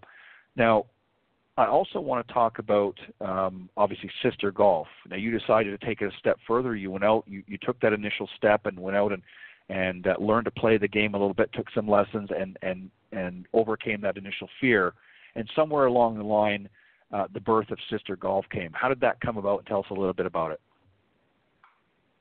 Sure. So when I saw the benefits that it had for me, the question became, why aren't more women taking advantage of it? Because it became so obvious after it benefited me so greatly. And that's when I realized it's because, like we talked about earlier, one, women are afraid, women are intimidated. The other thing is women feel like they don't have the time to do it. And I think women don't prioritize it like men do, because in some respects they still view it as goofing off or just playing, or the guys are just playing. You know what? I'm going to hunker down. I'm going to be the best at my job. I'm going to have and then I'm going to show my boss how great I am, how skilled I am at being an attorney, at being a banker, at being an IT professional, whatever the case may be. And they're going to notice me, and I'm going to get the promotion that way. And what I think women fail to realize, that getting recognized and getting the promotion and moving up is a combination of both performance currency and what I call relationship currency. And you need the combination of both. And it's building those relationships with your colleagues and with the senior executives that when an opportunity presents itself, that you're thought of for that opportunity. Because in many instances, there's the case where, you're a director and you have John who's a director as well, and you might be more proficient than he is, but he gets promoted because he was top of mind because that relationship was there and he was part of those informal networks that you missed out on. And so I felt like women were missing that information. They're walking around thinking that corporate America or the business world in general is strictly or solely based on a system of meritocracy. But really, a big part of it, it's not solely meritocracy. We wish it was. That'd be in an ideal world. A lot of times it's more of a meritocracy. It's more of a, Paul reminds me of me when I was coming up, and it's somebody that looks like you or somebody that has something in common with you. And you can use golf as that point of commonality for them to think of you as well, in addition to your skill set. So I felt like it was my job to bring that information to the fore and let more women know, okay, let me break down some of these myths and misconceptions and show you the steps to get from A to B and be able to participate in the next golf tournament that your company sponsors or puts on, so you could take advantage of this and do it in a way that is not intimidating or that doesn't require that you invest a whole lot of time and money. And no one was doing that. And that's how SisterGolf came about. Because even if you decided to step out like I did and independently say, okay, yes, I want to take lessons, there's a gap. When you go to any golf course and you meet with a golf pro and you say, I'd like to take 4 lessons or 10 lessons, whatever the case may be, they will put a club in your hand. They will show you proper grip, proper stance, alignment, swing plane, and all of that. But no one teaches you that golf is a game of 18 holes. It's comprised, most golf courses play to a par 72. There's par 5s, par 4s, par 3s. This is how you keep score. What is when they say 90-degree only cart path today, what does that mean? No one teaches you those parts of the game. And so even if you do take lessons, there's still a big gap. And because of that gap of information, women still feel intimidated and afraid, because as women, we want to know the information. We want to be well equipped before we walk into the golf course and know the lay of the land. And that's where SisterGolf came in, to sort of fill in that gap and also to get rid of all of the myths and misconceptions, to make it easier for women to say, I will take advantage of this. I am going to invest the time to do it, and I do see the value and the benefit. Yeah, exactly right. And again, well said. The other thing too, Shella, is that, and I like the way you phrased that, about filling in the gap, because one of the biggest complaints, I've worked with a lot of women in golf, and I actually have another program on Tuesday mornings called the Women of Golf, where I have a good friend of mine who's an LPGA professional, and we co-host that together. And we feature a lot of great young ladies coming up on the various tours, and also some veterans. And some of the discussions that we've had over the years is that exact gap that you're talking about. You've gone and taken a few lessons, and you maybe even played a few rounds, and you understand that the general concept of the game of how to hit the ball, but then you show up to the golf course and you don't know what to do. Where do I go? Where do I drop my bag off here? Where do I go? And what's the etiquette? What's the etiquette on the course? And a lot of women, particularly that have never played, they don't know that proper etiquette. And I'm not just talking about the general rules.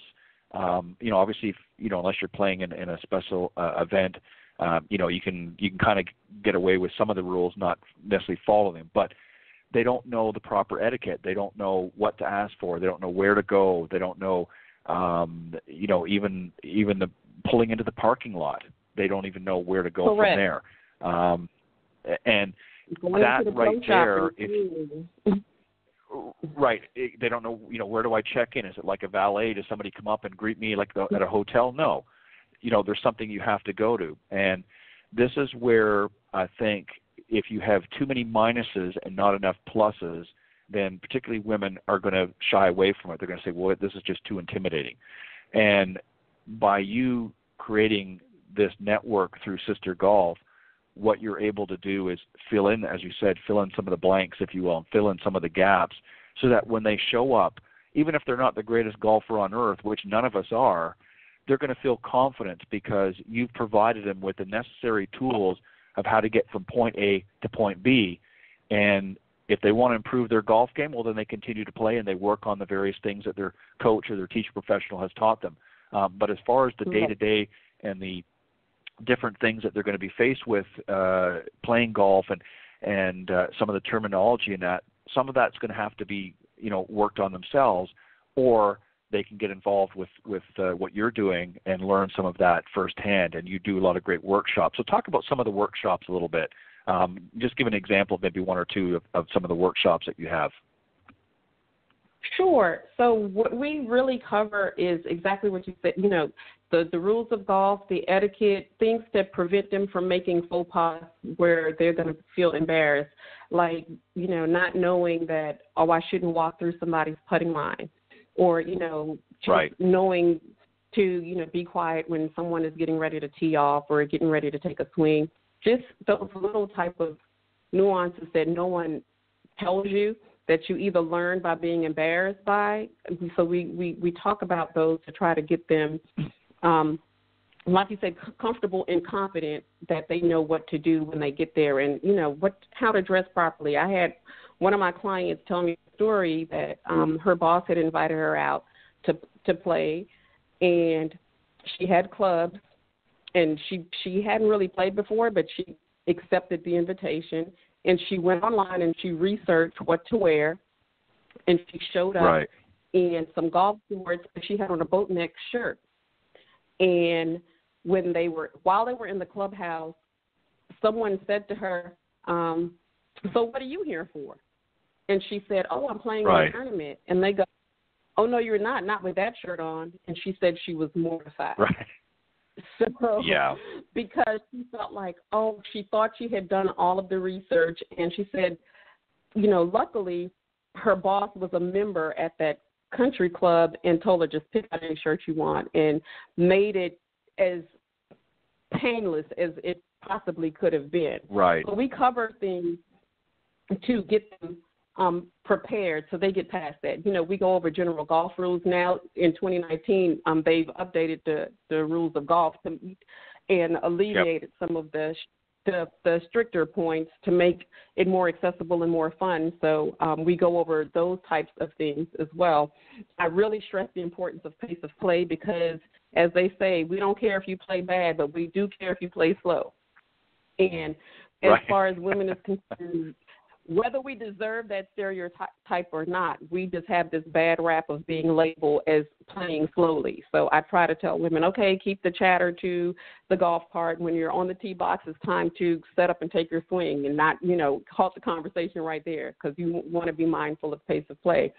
So my main thing with the workshops is really educating women, one, on the benefits, and two, on the basic fundamentals of the game, the flow of the game, so they can have a feel for what it's like. And I tell them to couple that with going to any golf course and signing up for maybe a Get Golf Ready class so they have the swing part down. And I, like I said, add in the missing piece in the workshop. And I also do one-on-ones where I'll actually play 9 holes or 18 holes and sort of simulate what a scramble is. So what they want to be prepared before they take place in a scramble, we've already sort of done a run through, so to speak, so they show up fully ready and confident and know what things are. And I point out things like, okay, no, that's not a garbage can, that's a ball washer, or that's a club washer. Right. So things like that. Right. You could easily walk over and have trash in your hand and put it in there, and then people, your playing partner is looking at you like, okay, because she never been on a golf course before. So it's those little things that people don't think about, really, that, intimidate you from wanting to go out there. And we make sure to cover all of those things so that you are confident when you go out onto the course. Yeah, you're exactly right. And I want to just... Go ahead. Sorry, no, please. What I was just going to add to it is, just in defense of the golf professional, you're exactly right. I mean, their function there is really to teach you how to play the game and give you the fundamentals of the game. Mm-hmm. And obviously, they're not there. And this is where organizations like yourself and your business model have sort of stepped in to fill in that gap, and you play a very important role because, again, as a golf professional, I mean, our main agenda is to bring people out to the golf course and teach them how to play the game, but we don't have the time or the resources to, get into all the intricacies like you're doing, and make a living. So obviously, we need something, and this is where you can partner with a lot of courses and golf professionals and help some of their newer members or some of the women that want to come out and play get an idea of some of the intricacies like you talked about, and then work with the teacher professional as well to learn to play the game better, but at the same time they're getting an education from you and groups like yours to be able to understand what to do once you get to the golf course. So kudos to you for doing that. I think it's Sorry, go ahead. I didn't mean to cut you off. Thank you so much. I appreciate that. And what you said was key. And it's really getting the golf professionals to understand that. What we are looking to do is create a partnership, because while I enjoy the game, I am not a teaching professional. And right. I have helped some ladies because they didn't have anywhere else to go. But my main goal is to refer the ladies that want to learn to the teaching professional for them to get the lessons from there. And, and I want to focus on teaching them the part about the fundamentals and the networking part. And is it appropriate? Yep. People ask, well, when do I talk about business? And I'm like, well, really, the golf course is not your platform for your sales pitch at all. The golf course is where the relationship is forged. The sales pitch comes at the 19th hole or at the follow-up call. So when people hear all the deals are made on the golf course, and particularly if they're unfamiliar, if they haven't played, they have this picture of, okay, by hole number 3, I'm breaking down all of the services and the bells and whistles of my product, and by hole number 7, I'm coming in with the close. No, that's not how it goes. So that's another one of the things we cover in the workshop. is the flow you're of the exactly game. right. Go ahead. It's almost like you're hosting someone in your home, and you want that interaction to go well. You want them to feel welcome. You want to have a good time, and you want at the end of the round for them to walk away saying, wow, that Ted is an awesome guy. I had a really good time with him, and he has some really good jokes too. That's what you want. You want that feeling of camaraderie. You want that feeling of connection, and then you want that, oh, who knew his third cousin was my son's baseball teacher? That type of a thing. Right. And then you follow up with, the business, and then the business tends to take place naturally. So that's the purpose of the whole playing together, to get to know one another. You're exactly right. Shella, one of the things that, as you pointed out, what a lot of people misunderstand is when we say that a lot of deals are done on the golf course, it's really a kind of a misnomer. It's not that the actual deals in most cases are necessarily done on the golf course. They may on a follow-up event or something, but really the relationships are built on the golf course or started or developed while playing golf. And then at some point, as people become more comfortable with one another, and it goes back to what I said very early on in the discussion, You can get on the phone and you can do your sales pitch and things like that, and most people are rolling their eyes, or they're half listening, or they're distracted by something on their computer, or the secretary's walked into their office. But on the golf course, they're there to relax, to have you've invited them out to an event. They're there to have a good time, and you're exactly right. By hole number 3 or 7 or whatever the case is, you don't start hitting them with everything that you've got. You want to get to know them, and to be honest, there are some cases, believe it or not, and people might find this hard to believe, you may not want to do business with that person. Once you've gotten to know them after 4 hours, they may drive you nuts. They may cheat a lot. They may be very unethical in their way they handle themselves, and you might be saying, wow, you know what, I can forego this business deal. This is not the kind of customer that I want to have, or the client I want to have. So you can learn a lot from people's characters. And their ethics and the way they conduct themselves. I mean, there's a lot of business people out there that are very, very good, but there's also a few that are not so good. And, the last thing you want to do is be introducing your boss to, Ted over here, and, he ends up being one of the most unethical business people you'd ever meet, just because you were pushing for some sort of a deal. So this is your time to get to know people as you suggest. And then, later, and let the client sort of lead the conversation. If they want to talk and learn more about your services, then that's when you open the door and you give them just a little bit. And then if they want a little bit more, you give them a little bit more. But, yeah, the worst thing you can ever do is to start hitting them over the head with the sales pitch, because I'll tell you right now, they will never come back out. You are absolutely right. 100% correct. That's what I say is let them lead. If they ask the question, then by all means, definitely answer it.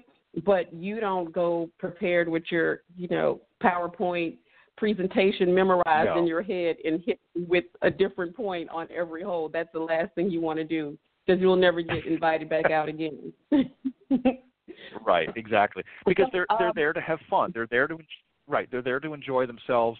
They're there to to share an experience and get to know you. This is their opportunity just as much as it is yours to get to know you and say, okay, well, do I want to do business with Shella? What does she have to offer me? And what's her character like? Is she very aggressive? Is she very, pushy? Is she really looking out for my best interest? And if you're hitting them, from out of the pro shop with everything you've got, and you haven't even hit the first tee yet, that's a big turnoff to most businesses. And a smart, sometimes taking that step back and just sort of letting the natural day flow sometimes can be your best ally. And I think a lot of people need to learn that, and women particularly, because they want to feel like their time is being well spent, and they want to feel part of the conversation and part of the group, and they just want to go out and have a good time too. And I think that what you're offering here through SisterGolf is obviously to do just that, is to become part of the conversation and become part of the group. And you know what? You don't have to be a great golfer.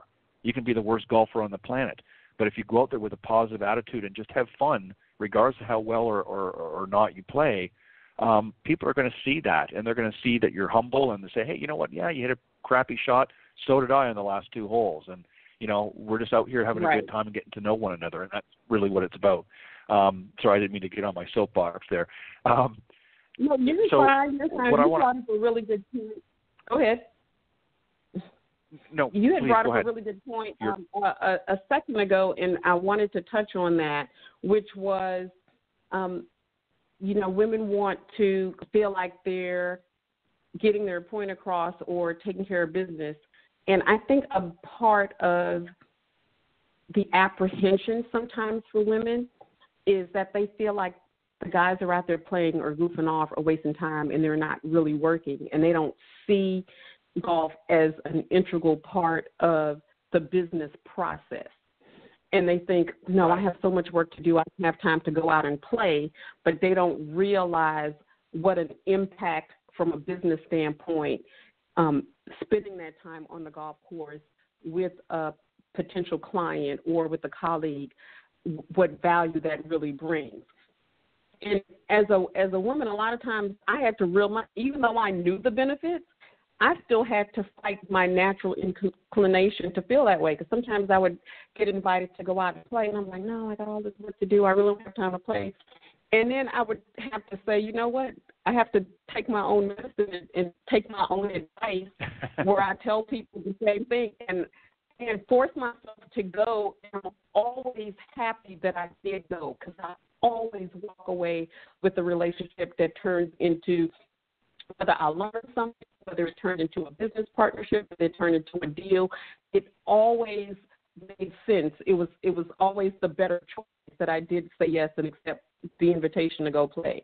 So really just getting past that mindset of thinking or viewing it as just playing or wasting time and seeing it as investing time in a relationship that will reap benefits in the future is another shift that we talk about and try to help women attain from a Sister Golf standpoint. Right. And, you mentioned here in some of the notes, you talk about the sort of the pay parity between the genders. And that's one of the reasons why, as you mentioned earlier on in the segment, you talked about how, you were working really hard at your desk and getting, all of the answers for everything and that, but the guys were out playing golf, but they seemed to be, elevating themselves a little bit more. And it was very puzzling, I'm sure, to you at first as to why these guys seem to be, hitting all their goals and beyond. And I'm, busting my buns here behind the desk doing, all the stuff I think I should be doing. And this is something that, women are starting to understand now is, again, it's not all about crunching the numbers, and it's not all, about getting every presentation just to look just so. It's about building those relationships and building that trust. Because I will tell you right now, people will go, I've experienced it myself, people will buy just about anything from you if they trust you.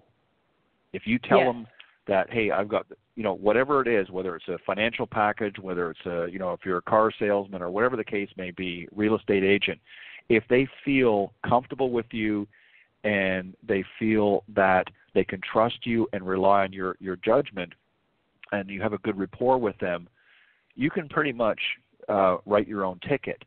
But if you're rambling off a bunch of stats and things like this and they really don't know you that well or haven't gotten to know you other than through one or two sales calls, you're going to have a tougher time closing that deal. Now, I'm not saying it doesn't happen, but more often than not, it doesn't. And that's what I think has really differentiated the men from women in business for so many years. And I think women are starting to recognize that now. And obviously you have, because you saw it through your own success as time went on. But initially, that was something that I think has held a lot of women back, is not understanding that it's not just about, again, putting together the presentation. It's about developing and building those relationships. Did that pretty much sum it up? Absolutely.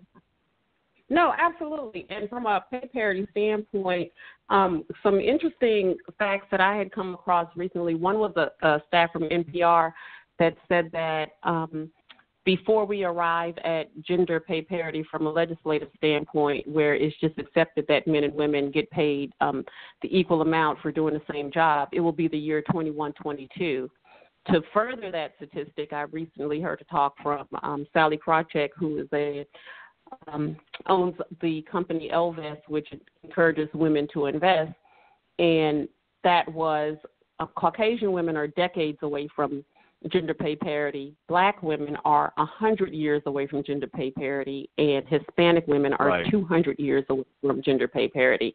So when you look at those statistics, as a female, if you sit back and you say to yourself, I'm going to wait until the world, makes it equitable, you're going to be waiting a very long time.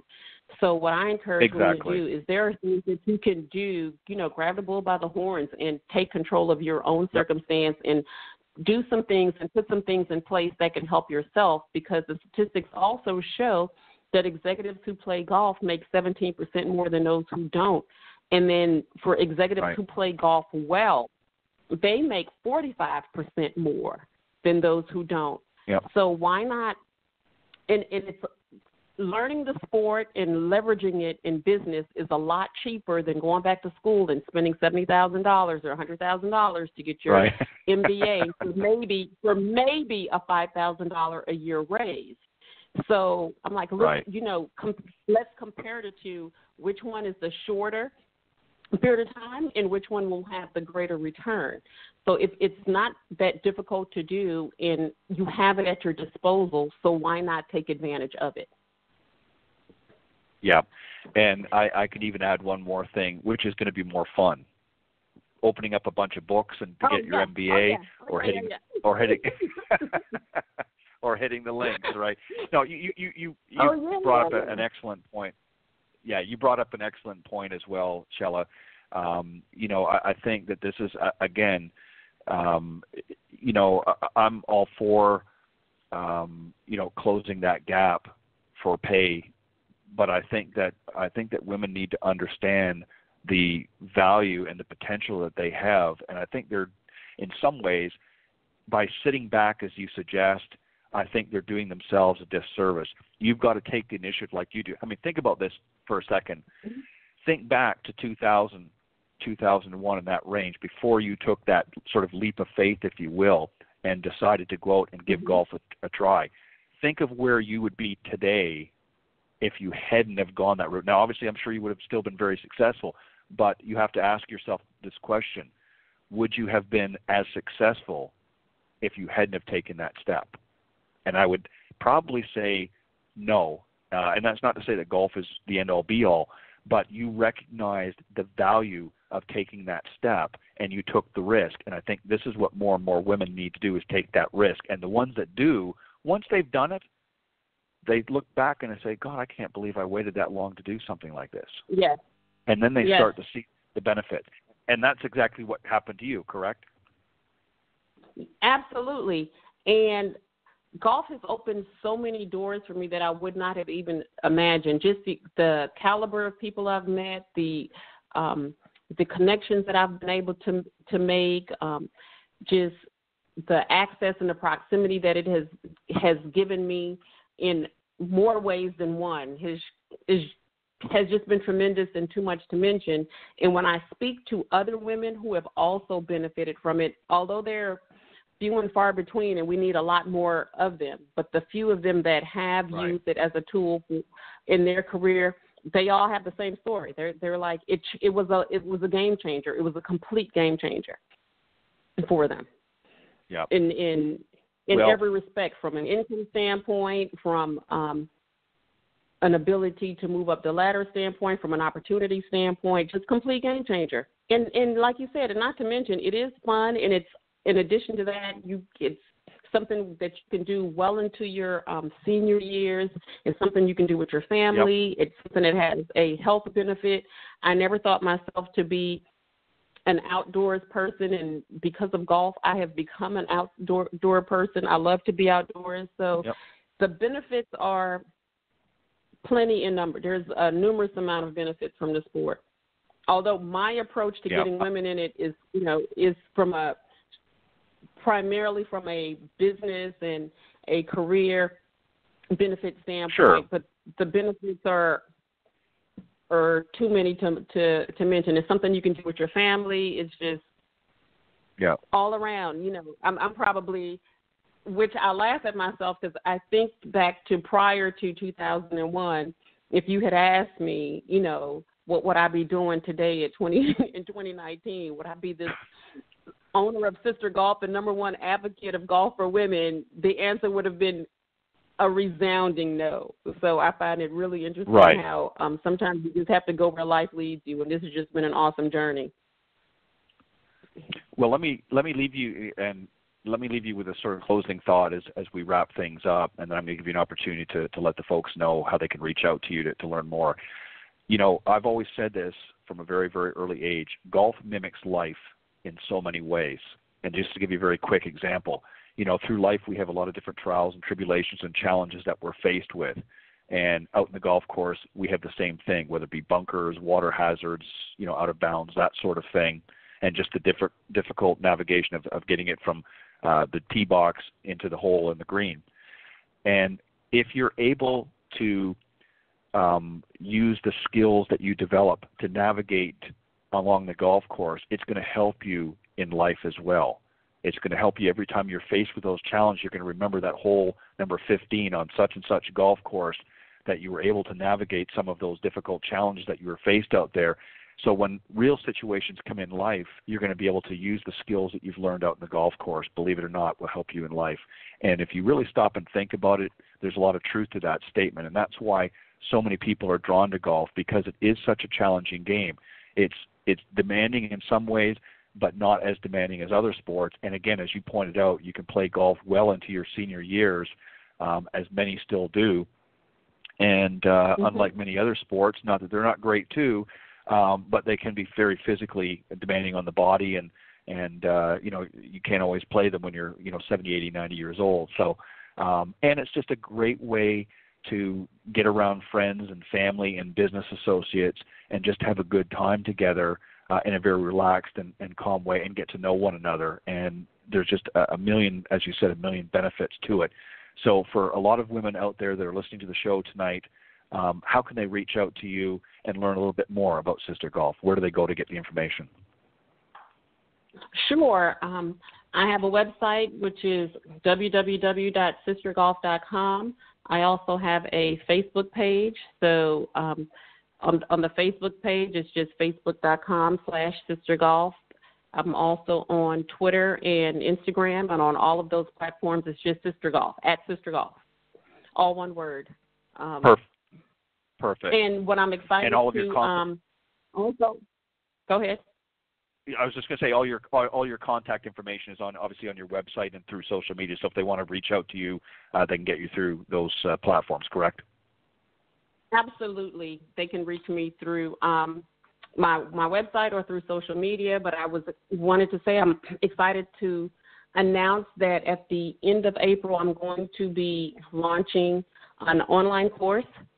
So I was doing a live course here in Birmingham, Alabama, where it was a 4-week class where we cover all of the basic fundamentals. But for women that aren't here locally or don't have the flexibility to meet in an in-person class, we will be having a virtual class online, and information about that will be on the website as well. Perfect. So go to sistergolf.com, and they can get all the information there, including how to reach out to Shella Sylla. Well, Shella, thank you very much. It's been a pleasure having you on the show, and I would love for you to come back again, maybe a little bit later on in the year or something, and we can continue this conversation. Maybe we can talk about some of the things that you've done throughout the season. But I really enjoyed our conversation, and I think what you're doing is fantastic. I think, as we talked about earlier, I think when the golf industry and teach professionals like myself and business professionals like yourself can find ways to sort of marry together our relationships, I think everybody wins. And for all you women out there listening, go to sistergolf.com and check out Shella's website. I'm sure there's a lot of great information already on the website, and sign up for some of the workshops, Matt. Get out there and get engaged, because until you take that first step, you're always going to be wondering, well, how can I better my situation here, or how can I do things? And until you take that first step, you're never going to know. So now's the time to do it. So, Shella, thank you very much for coming on tonight. It's been a pleasure. Thank you so much. It's been a pleasure for me as well. Looking forward to next time. Okay. Well, I look forward, and have a great season, and get out there and have some fun golfing, and obviously do some business along the way. Thank you. Will do. All right. Have a great week. All right. Thank you. You too. All right. That was my very special guest, Shella Sylla, founder and president of Sister Golf. Again, go to sistergolf.com, and you can check out her website with all her contact information and some of the upcoming events and workshops and such that she has available. You can find all that information there, and you can also find the links to her social media platforms as well if you want to follow her on some of those platforms. Again, I will be back next week here, and next Tuesday we'll have another great guest, and Cindy is going to be bringing on one of her students next week as well, and we're going to have a great young lady from the Symetra Tour. They don't have a tournament in the next couple of weeks, so it won't be one of the winners, but they're all winners in my books, but there'll be somebody be joining from the Symetra Tour, one of the players next week, so hope you'll join there. And we're going to have just a little bit of a discussion, as I mentioned earlier, about Marilyn Smith, of course, one of the founders of the LPGA, and sort of a memoriam of her. And we want to wish all the best to her family our sincerest condolences to the loss of Marilyn Smith, and to all of the people in the golf profession who have known her over these years. I know it's been a very difficult few days to certainly rest in the fact that she did so many great things and was just a wonderful spirit, a wonderful soul, and we're certainly going to miss her.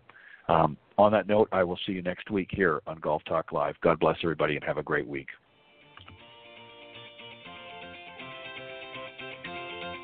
Thanks for listening to this evening's broadcast of Golf Talk Live. Remember to tune in each week at blogtalkradio.com/Golf Talk Live. If you can't join us live, check out the on-demand section for previously aired broadcasts, or listen on any of the following social media platforms: iTunes, Stitcher, TuneIn, CastBox, TalkStream Live, and of course Spotify. To get updates on future shows and upcoming guests, be sure to visit the show's Facebook page, Golf Talk Live blog. You can also follow me on Twitter at Ted and Buck CEO. Remember to join me live each week for another great broadcast of Golf Talk Live. See you next time.